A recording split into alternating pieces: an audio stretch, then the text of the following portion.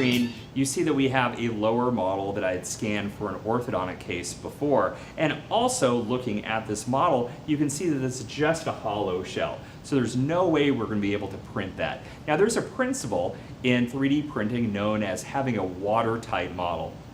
And it means just that. If I have a model that has a hole in it, if I dunk it in a bucket of water, what's going to happen? It's going to fill up with water. So we want to make sure that we can close all the holes in our model and have something that's printable. So one of the first steps we always do in Meshmixer is use the analysis function. So I'm going to go ahead and show you this right here. If you click on the tab that says analysis and come up to the function called inspector, you're going to see some little kind of orbs around your model. Now keep in mind that Meshmixer doesn't know what's on the screen. It doesn't know that it's a lower jaw. So it sees a hole, which is the shell or the hollow part of the base. We're going to stay away from that part. But if there's areas in the CEREC scan that you did not capture, you should be able to see that and close those little holes. So let's go ahead and turn the model a little bit and we can take a look here. So you may see that we have a red orb and we have a sort of a magenta orb representing a small hole. We're just going to hit the magenta orb.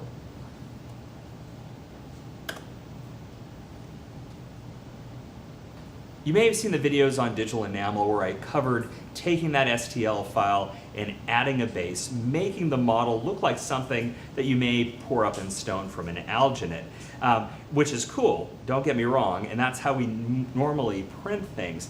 However, it's a big solid model, and as a result of a big solid model, it takes a lot of resin and it takes time.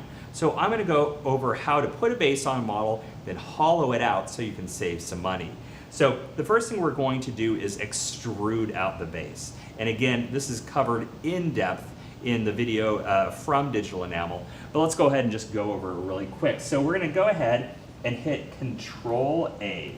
Control A will select the entire model and turn it orange. Just like in CEREC, anything that's selected is orange. We've got the same color in Meshmixer. Now we're going to come up and we're going to select the extrude function. So up at the top, there's a little edit and extrude. Now something weird is going to happen. It's going to have all sorts of black lines. Don't get alarmed. Just follow what I do. So on the top here, we're going to tell it how far we're going to offset. How far do we want to pull that base outside of the STL model? We're going to tell it a direction on where the base needs to go. And we're also going to tell it that, hey, we want this flat. We don't want anything sort of round or funky. So under the offset, we're going to change that value to -11. I don't know why it's -11. It's just -11. Under the direction or where we're going to pull that base out, we're going to select the Y direction. Long story how the X, Y, and Z coordinate system is set up in Meshmixer, but of course, go to Digital Enamel. I've got lots of stuff on that. And the end type, we're going to select flat. Okay, so we just extruded the base. Now, if you really wanted to, you could go ahead and print this right now. I've done it like that forever. But now we're going to go ahead and use the hollow command so we can save ourselves from some resin. So we're going to go to edit first and then hollow. So if we click on edit and hollow, you're going to notice, again, some weirdness in the model. Don't be alarmed, it's going to hollow it out. We can take a look and there's different parameters. I think that 2 millimeters of a wall for your model should be sufficient to do any pressure forming you may need or waxing or whatever you want to do with that model. So go ahead and hit accept. Now you may notice the model looks exactly like it did before, except inside the model it's hollowed out.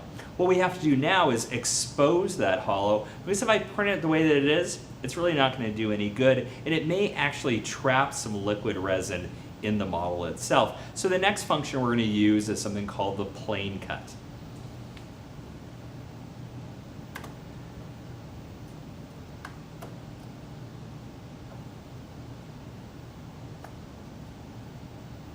So here you can see in the plane cut has the proper area of the model exposed. We're going to move that cut down so that we can maximize the information in the model that we need to keep and minimize the amount of resin. So if you think about it, a lot of the times when I'm using models, I'm using them to make clear liners. And to make clear liners, I want to extend maybe about 2 or 3 millimeters past the cervical of the teeth.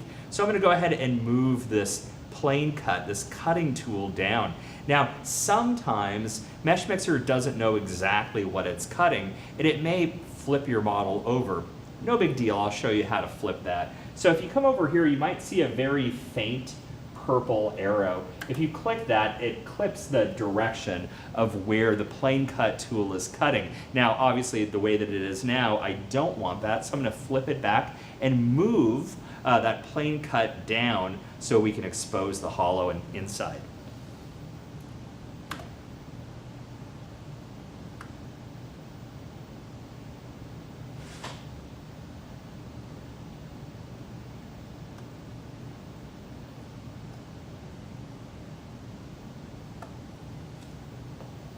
Flip your model upside down, you should see a nice green ring all the way around the model. If it comes to an area that still looks hollow and it doesn't look right to you, no problem. Just keep moving that plane cut tool and you can see that green ring. So go ahead and hit accept.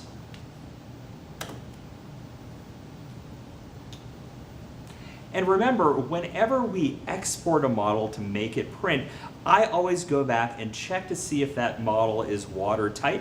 So we use the analysis and the inspector function again.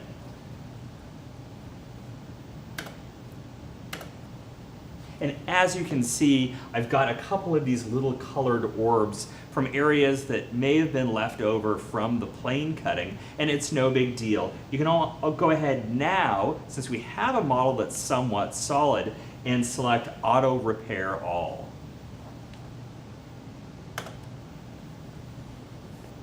And now you're ready to export. So we're going to export to STL, and Meshmixer gives you a whole bunch of options of different file formats. The only one we're going to worry about is binary STL, so we'll go ahead and hit export,